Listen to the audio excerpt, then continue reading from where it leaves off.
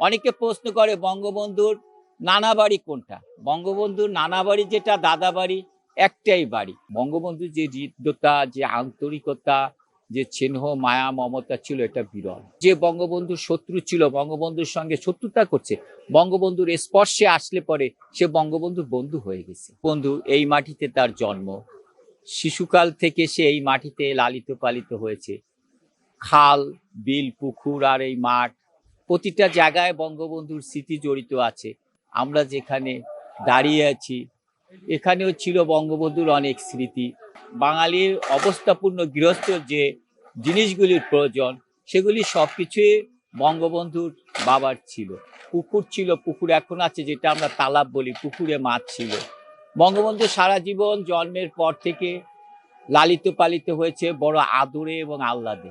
দুই দিক থেকে স্নেহ পেয়েছে, নানা এবং দাদা।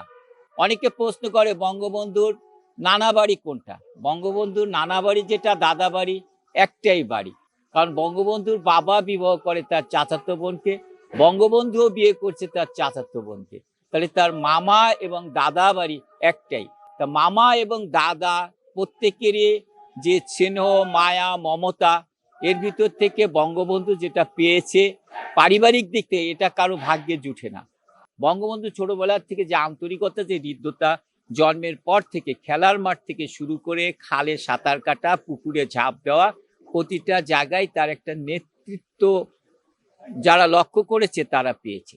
বঙ্গবন্ধু যে ত্যাগী ছিল, বঙ্গবন্ধুর যে হৃদ্যতা ছিল, বঙ্গবন্ধুর যে আন্তরিকতা ছিল, ছেলেবেলার থেকেই এগুলি ফুটে উঠছে। একদিনে এগুলি হয় না। যখন ছোট ছিল সে খেলার মাঠে গেলে পরে খেলার প্লেয়ারে ক্যাপ্টেন হয়েছে, হাডুডু খেলেছে, বুড়িছি, গোলা চোট কেড়েছে। সব জায়গারই বঙ্গবন্ধুর কথাকে, অর্থাৎ নেতৃত্বকে সবাই মেনে নিয়েছে ছেলেবেলার থেকে। স্কুলে গেলেও স্কুলের ক্যাপ্টেনশিপ পেয়েছে। বঙ্গবন্ধুর যে হৃদ্যতা, যে আন্তরিকতা, যে স্নেহ মায়া মমতা ছিল, এটা বিরল।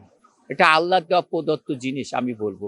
কারণ যে বঙ্গবন্ধুর শত্রু ছিল, বঙ্গবন্ধুর সঙ্গে শত্রুতা করছে, বঙ্গবন্ধুর স্পর্শে আসলে পরে সে বঙ্গবন্ধুর বন্ধু হয়ে গেছে।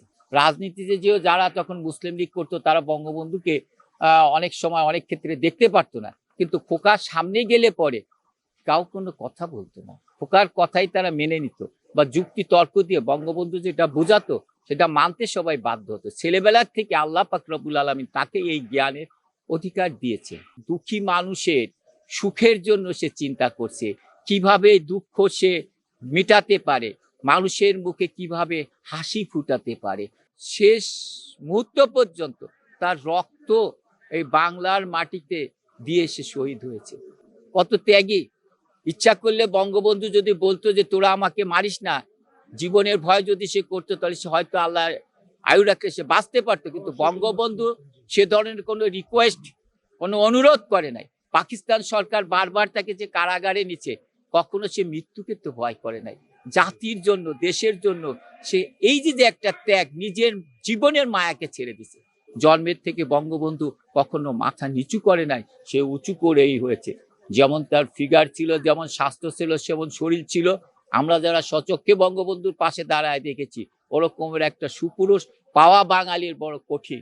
বঙ্গবন্ধুর যে স্নেহ হৃদ্যতা কথা যখন মনে পড়ে, ওই হৃদ্যতা, ওই আন্তরিকতা, ওইটা পাওয়া যায় না, ওইটা কেউ দিতেই পারবে না।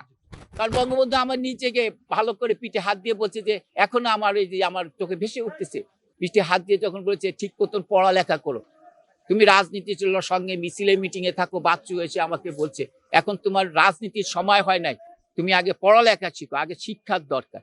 আমরা 74 সালে ছাত্রলীগের কনফারেন্সে বঙ্গবন্ধু যে কথাটা বলছিল, আজকাল সে ছেলেরা এই কথাটা তো স্মরণ করে না। বাবারা, কৃষকের ছেলেরা, বাসায় দুটো মরিচ গাছ লাগাও আঙ্গিনায় উঠানে, সেই মরিচ বা একটা লাউ গাছ লাগাও, সেই লাউ গাছের লাউ বিক্রি করে দিয়ে তোমরা পড়ালেখা খরচ চালাও। বাবা মা গরিব, গরিব দেশ আমার, তোমরা নিজের বাবার পরে সব চেও না। হ্যাঁ, নিজেরা নিজেদের পায়ে দাঁড়িয়ে ইনকাম করতে চেষ্টা করো। বঙ্গবন্ধু যেমন দেশটা করে গেছে, যুগ যুগ ধরে জাতির জনক তার নাম থাকবে সারা বিশ্বে। বাংলাদেশ বাংলা ভাবে যে গড়ে রেখে গেছে আমাদের, এটা গর্বের জিনিস। তার ত্যাগের কারণে, ভোগের কারণে না, বঙ্গবন্ধু অর্থ সম্পদের লালায়িত ছিল না, দেশ এবং জাতিকে নিয়ে সে চিন্তা করছে, দেশ এবং জাতিকে সে গড়ে গেছে। এটা আমাদের রক্ষণাবেক্ষণ করা প্রত্যেকটা বাঙালির কর্তব্য, এটা আমি মনে করি। সংবাদ, ফিচার ও অনুষ্ঠানের জন্য ভিজিট করুন সংবাদ প্রকাশের ওয়েবসাইট এবং যুক্ত থাকুন ফেসবুক পেজ ও ইউটিউব চ্যানেলের সঙ্গে।